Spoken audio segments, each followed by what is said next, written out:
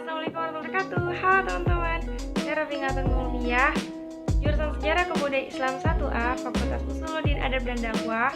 Saya akan menjelaskan materi Pancasila dari pertemuan pertama hingga pertemuan terakhir. Dosen pengampu Bapak Faridullah Fuad MPD. Ini adalah diagram judul materi yang saya akan jelaskan, lalu ini poin-poin pembahasannya. Materi yang pertama mengenai sejarah perjuangan bangsa Indonesia masa kejayaan nasional dan kolonialisme Belanda. Terdapat dua kerajaan besar, yaitu Kerajaan Sriwijaya dan Kerajaan Majapahit. Lalu di dua kerajaan tersebut terdapat unsur-unsur nilai Pancasila yang sudah ada dan dilaksanakan. Dan pemerintahan kolonial Belanda memiliki pandangan mengenai pemahaman dan menguasai sejarah yang ada di Indonesia. Materi yang kedua tentang sejarah perjuangan bangsa Indonesia pada masa kolonial Jepang dan perumusan Pancasila. Perjuangan bangsa Indonesia melawan kolonial Jepang tidak hanya melalui peperangan saja, melainkan dari banyak aspek yang ada di Indonesia, aspek pendidikan dan aspek politik. Lalu terbentuknya perumusan Pancasila sebab terpojoknya Jepang pada Perang Dunia Kedua serta terbentuknya BPU, PKI, dan PPKI, dan Jepang juga turut membantu terlaksananya kemerdekaan Indonesia. Materi yang ketiga tentang Pancasila sebagai dasar negara Indonesia. Pancasila sebagai dasar negara merupakan sumber dari segala sumber hukum di Indonesia yang bersumber pada asas kerohanian yang meliputi nilai, norma, serta kaidah baik moral maupun hukum negara. Sebagai pandangan hidup bangsa, maka dinamika masyarakat dan negara akan tetap diliputi dan diarahkan atas kerohanian negara. Indonesia mempunyai ideologi Pancasila yang diharapkan mampu untuk membawa bangsa Indonesia menjadi bangsa yang lebih bagus dan sekarang serta mampu membangkitkan kesadaran bangsa. Materi yang keempat tentang Pancasila sebagai ideologi nasional. Pancasila sebagai ideologi bangsa merupakan suatu hasil perenungan atau pemikiran seorang atau sekelompok orang. Sebab Pancasila diangkat dari nilai-nilai adat istiadat, kebudayaan, serta nilai religius yang terdapat dalam pandangan hidup masyarakat. Materi yang kelima tentang Pancasila sebagai sistem filsafat. Pancasila sebagai sistem filsafat karena Pancasila merupakan hasil perenungan oleh para pendiri negara yang kemudian dituangkan dalam sistem yang tepat dan menghasilkan kelima sila Pancasila. Adapun aspek yang mendasari Pancasila adalah dasar ontologis, hakikat manusia atau epistemologis atau pengetahuan, dan aksiologis atau pengalaman nilai-nilai. Materi yang keenam tentang Pancasila sebagai sistem etika. Pancasila dan etika ialah dua gambaran yang tidak dapat dipisahkan lantaran isinya adalah suatu sistem yang menciptakan suatu kepaduan yang utuh antara satu dengan yang lain dan dapat dijadikan panduan dalam kehidupan bermasyarakat. Implementasi Pancasila sebagai sistem etika mampu terbentuk jika pemerintahan serta masyarakat bisa melaksanakan nilai serta sila yang terdapat pada Pancasila dalam mementingkan asas kesamarataan warga negara. Materi yang ketujuh tentang Pancasila sebagai dasar ilmu, bahwa ilmu pengetahuan dan teknologi atau IPTEK tidak bertentangan dengan nilai-nilai yang terkandung dalam Pancasila, mengandung asumsi bahwa ilmu pengetahuan dan teknologi itu berkembang secara otonom dan menyesuaikan dengan nilai-nilai Pancasila. Proses pengembangan ilmu dan teknologi terlebih yang menyangkut manusia haruslah selalu menghormati martabat manusia, lalu meningkatkan kualitas hidup manusia baik sekarang maupun di masa depan. Materi yang kedelapan tentang Pancasila dalam konteks ketatanegaraan Indonesia merupakan sumber nilai dan norma dalam setiap aspek penyelenggaraan negara, termasuk sebagai sumber hukum dan ketertiban.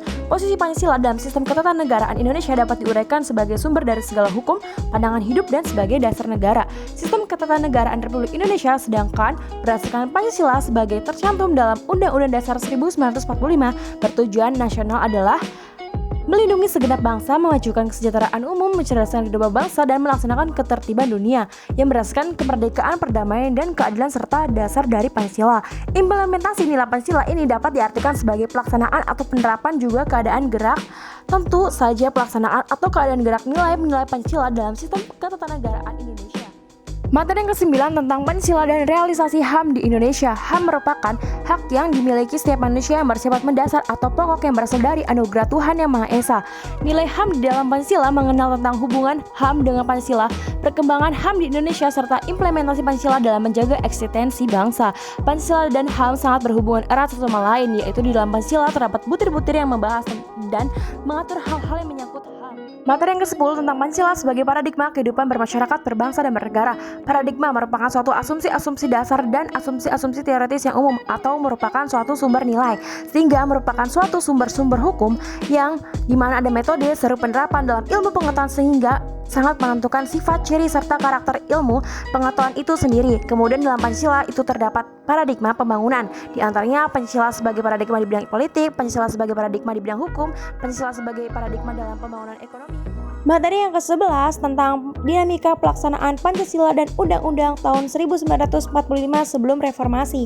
Dinamika pelaksanaan Undang-Undang 1945 pada tanggal 17 Agustus 1945 sampai dengan 29 Agustus 1949.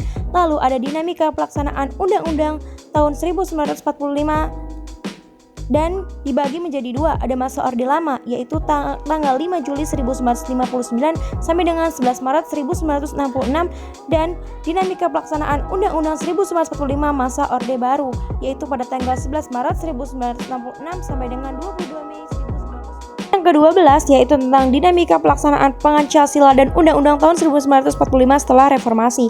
Undang-undang adalah suatu naskah yang tertulis yang merupakan hukum tertulis yang tertinggi dan berlaku di suatu negara, serta berisikan aturan-aturan yang bersifat fundamental atau mendasar.